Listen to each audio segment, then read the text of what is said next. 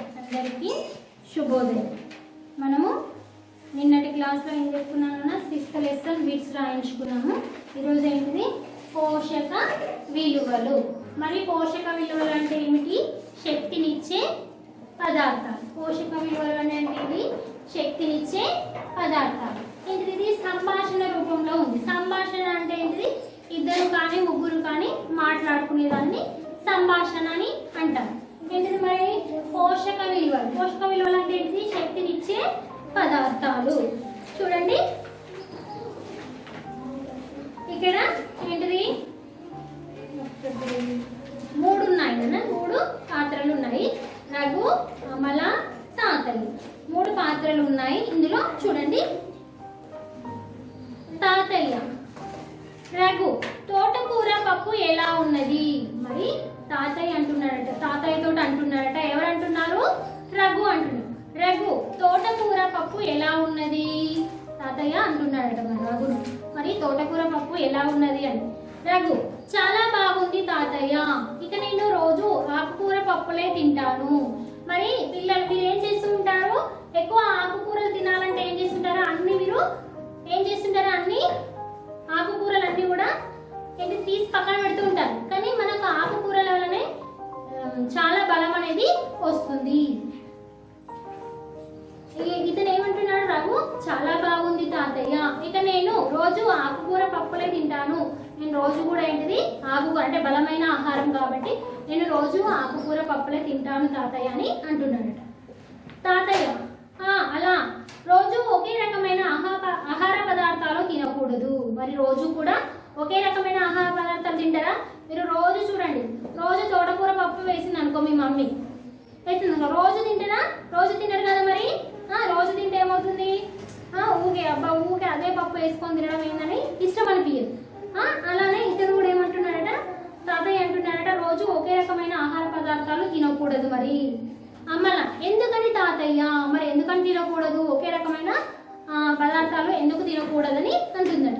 తాతయ్య, మన శరీరానికి రకరకాల పోషక విలువలు కావాలి. మరి మన శరీరానికి రకరకాలైనటువంటి పోషక విలువలు కావాలి. పోషక విలువలు అంటే ఏంటిది? శక్తినిచ్చే పదార్థం. శక్తినిచ్చే పదార్థం. మరి మన శరీరానికి రకరకాల పదార్థాలు కావాలి. మరి ఒకే పదార్థం తింటే శక్తి అనేది రాదు. రఘు, తాతయ్య, పోషక విలువలు అంటే ఏమిటి? మరి పోషక విలువలు అంటే ఏంటిది మరి అని అడుగుతున్నాడు. చూడండి, తాతయ్య, మన శరీరానికి కావలసిన వివిధ రకాల ప్రోటీన్లు, కార్బోహైడ్రేట్లు, విటమిన్లు కలిగిన ఆహార పదార్థాలతో కూడిన పోషక పదార్థాల నుండి లభించే వాటిని పోషక విలువలు అంటారు.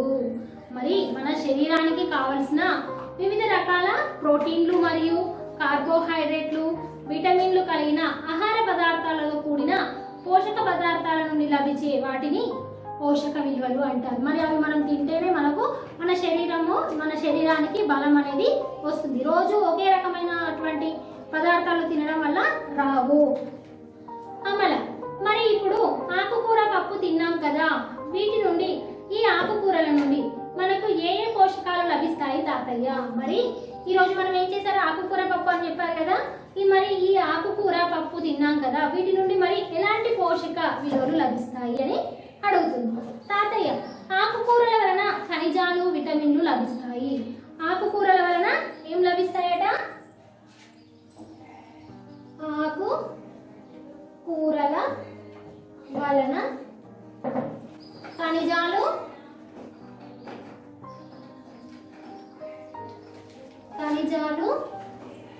విటమిన్లు.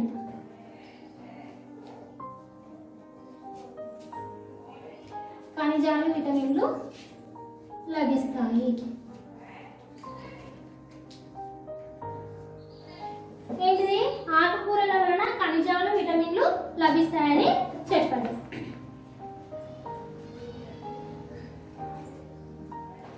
వీటి వలన మనం ఆరోగ్యంగా ఉంటాము. మరి ఖనిజాలు, విటమిన్ల వలన మనము ఆరోగ్యంగా ఉంటాము అని.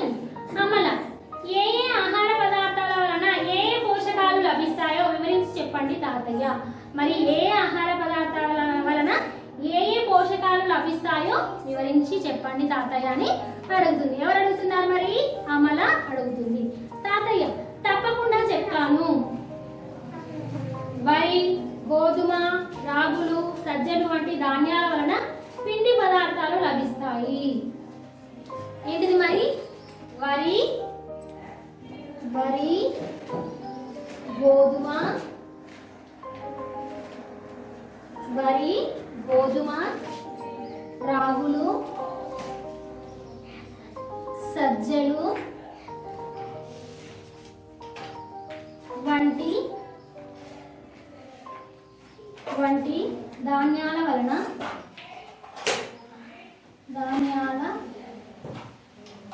ధాన్యాల వలన పిండి పదార్థాలు లభిస్తాయి. పిండి పదార్థాలు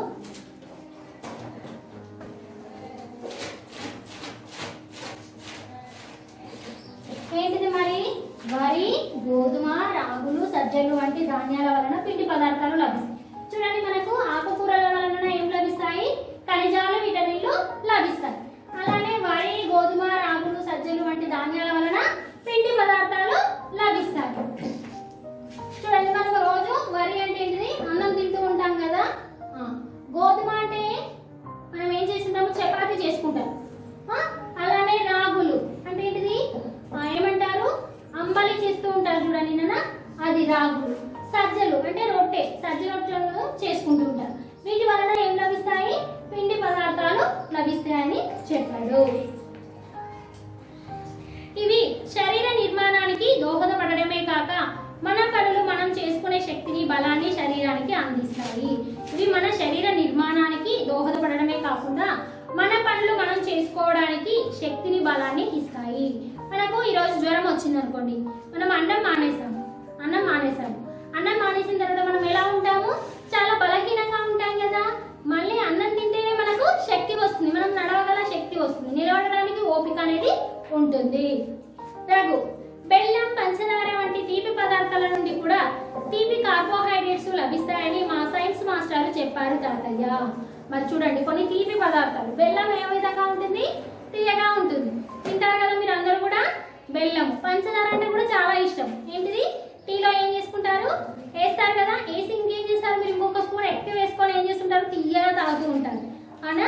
తీపి పదార్థాల నుండి కూడా తీపి కార్బోహైడ్రేట్స్ లభిస్తాయని మా సైన్స్ మాస్టరు చెప్పారు తాతయ్య. అవి గ్లూకోజు, సూక్రోజు, మాల్టోజు. ఏంటిది? అవట గ్లూకోజు, సూక్రోజు, మాల్టోజు అనేవి ఉన్నాయట తాతయ్య. అలాగా అయితే వినండి, మనం రోజు తీసుకునే ఆహారంలో పప్పు ధాన్యాలు, గ్రుడ్లు, చేప మాంసం, ఆకుకూరలు, కూరగాయలు వంటి పదార్థాలు ఉండాలి. మరి ఏంటిది? మనం రోజు తీసుకునే ఆహారంలో పప్పు ధాన్యాలు, పప్పులు. ఏంటిది?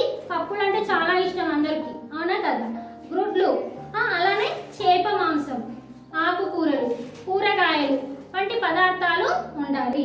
వీటి వలన శరీరానికి కావాల్సిన మాంసకృతులు లభిస్తాయి. అంతేకాక శరీర పెరుగుదలకు తోడ్పడతాయి. చూడండి, పప్పు ధాన్యాలు తినాలి, ఆకుకూరలు తినాలి, గుడ్లు తినాలి, చేపలు తినాలి, మాంసం తినాలి.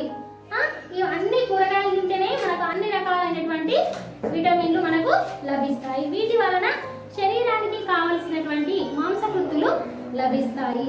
అంతేకాక మన శరీర పెరుగుదలకు కూడా తోడ్పడతాయి. అమల, తాతయ్య, పాలు తీసుకోవడం వలన కూడా మన శరీరానికి కావలసిన కాల్షియం, ఏ మరియు ఈ విటమిన్లు మరియు శరీర పెరుగుదలకు అవసరమైన విటమిన్లు ఉంటాయని అమ్మ చెప్పింది. మరి చూడండి, మీరు అందరూ కూడా పాలు తాగుతారా? కాబట్టి ఏంటిది? పాల నుంచి కూడా మనకు శరీరానికి కావలసిన కాల్షియం అనేది, ఏ మరియు ఈ విటమిన్లు లభిస్తాయి. మన శరీర పెరుగుదలకు అవసరమైనటువంటి విటమిన్లు కూడా లభించడము జరుగుతుందని మా అమ్మ చెప్పిందని అంటున్నది. తాతయ్య, పిల్లలు పాలు, వెన్న, నెయ్యి, నూనె వంటివి శరీరానికి అవసరమైన క్రొవ్వు పదార్థాలను మనకు అందిస్తాయి. వీటి వలన శరీర నిర్మాణము, ఎదుగుదల, వేడిమి లభిస్తాయి. చూడండి, పాలు, వెన్న. కొంతమంది ఏం చేస్తుంటారు? పిల్లలు పాలు తాగు. ఏం చేయాలి? పొద్దున గ్లాసుడు పాలు, సాయంత్రం గ్లాసుడు పాలు తాగాలి. తాగితేనే మనకు ఏంటిది? మంచి శారీరకంగా పెరుగుదల అనేది ఉంటుంది. వెన్న అంటే ఏంటిది? పెరుగు నుంచి తీస్తారు దాన్ని వెన్న. వెన్న నుంచి ఏమొస్తుంది? మనకు నెయ్యి వస్తుంది. నెయ్యి కూడా తినాలి. నూనె అంటే మనం ఏం చేస్తుంటాము? కూరగాయలలో కర్రీలు వండేటప్పుడు మనము నూనెను ఉపయోగిస్తుంటాము. అలానే ఏంటిది మనం చపాతీ చేసుకోవడానికి, తర్వాత పూరీలు చేసుకోవడానికి, మిర్చీలు వేసుకోవడానికి మనం ఆయిల్ను ఉపయోగిస్తూ ఉంటాము. అవసరమైన కొవ్వు పదార్థాలను మనకు అందిస్తాయి. వీటి వలన శరీర నిర్మాణము, ఎదుగుదల, వేడిమి లభిస్తాయి. మరి మన శరీర ఎదుగుదలకు కూడా ఇవి తోడ్పడతాయి. రఘు, మరి చిన్నపిల్లలకు రోజు పాలు ఎందుకు ఇస్తారు తాతయ్య? మరి చిన్నపిల్లలకు రోజు కూడా పాలు ఎందుకు ఇస్తారు తాతయ్య అని అడుగుతున్నారు తాతయ్య. బేష్, మంచి ప్రశ్న వేశాం. పాలు సంపూర్ణ ఆహారం. పాలు ఏంటిది? సంపూర్ణ ఆహారం. పాలలో మన శరీరానికి కావలసిన అన్ని రకాల పోషక పదార్థాలు ఉన్నాయి. పాలలో ఏంటిది? మన శరీరానికి కావలసినటువంటి అన్ని పోషక పదార్థాలు కూడా దేంట్లో ఉన్నాయి? పాలల్లో ఉన్నాయి. అనగా పిండి పదార్థాలు, మాంసకృత్తులు, కొవ్వులు, విటమిన్లు, ఖనిజ లవణాలు తగు పాలలో సమృద్ధిగా లభిస్తాయి. అందుకే పాలు సంపూర్ణ ఆహారం అని అంటారు. అందుకే పాలను సంపూర్ణ ఆహారం అని అంటారు. ఘన పదార్థాలను తీసుకోలేని పసిపిల్లలకు పాలను అందిస్తారు. ఘన పదార్థాలను తీసుకోలేని పసిపిల్లలకు ఏం చేస్తారు? పాలు. చిన్నపిల్లలు ఉంటారు కదా నాన్న, పుట్టినప్పటి నుంచి కొంచెం ఒక 1 ఇయర్ దాకా కూడా వాళ్ళు ఏం చేస్తుంటారు? ఓన్లీ పాలే తాగుతారు. ఇంకా వాళ్ళకి ఏవి కూడా పెట్టరు. ఘన పదార్థాలను పెట్టడంతో అన్నము అవి ఇవన్నీ రొట్టెలు పెట్టడం జరుగుతుందా? పెట్టరు కదా. వాళ్ళు ఏంటిది? ఈ పాలలో అన్ని రకాలైనటువంటి ప్రోటీన్లు కూడా ఉంటాయి కాబట్టి పాలను సంపూర్ణ ఆహారం అని కూడా అంటారు. నన్ను అమల, రఘు, ఏ కాలాలలో లభించే పండ్లను ఆయా కాలాలలో అనగా జామ, అరటి, మామిడి, బొప్పాయి, యాపిల్, పనస వంటి పండ్లను తీసుకోవాలి అని మా మాస్టారు చెప్పారు. కొన్ని రకాల పండ్లలో మనకు విటమిన్ సి ఉంటుందని, అది వ్యాధి నిరోధక శక్తికి, ఎముకల గట్టిదనానికి దోహదపడతాయని కూడా చెప్పారు. చూడండి ఏ కాలాలలో చూడండి, మనకు ఎండాకాలం, వర్షాకాలం, చలికాలం, ఈ 3 కాలాలు ఉంటాయి కదా నాన్న. మనకు మరి ఏ కాలంలో లభించే పండ్లను ఆ కాలంలో మనం తినాలి.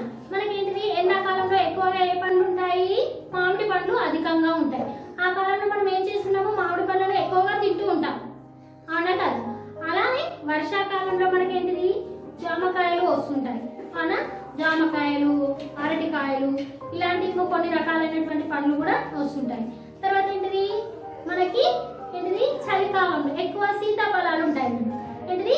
ఆ సీతాఫలాలు కూడా మనం తింటాం. అంటే ఏ కాలానికి సంబంధించిన పళ్ళను ఆ కాలంలో తినడం వలన మనకు శారీరక ఆరోగ్యంగా కూడా ఉంటాము అని మా మాస్టారు చెప్పారు.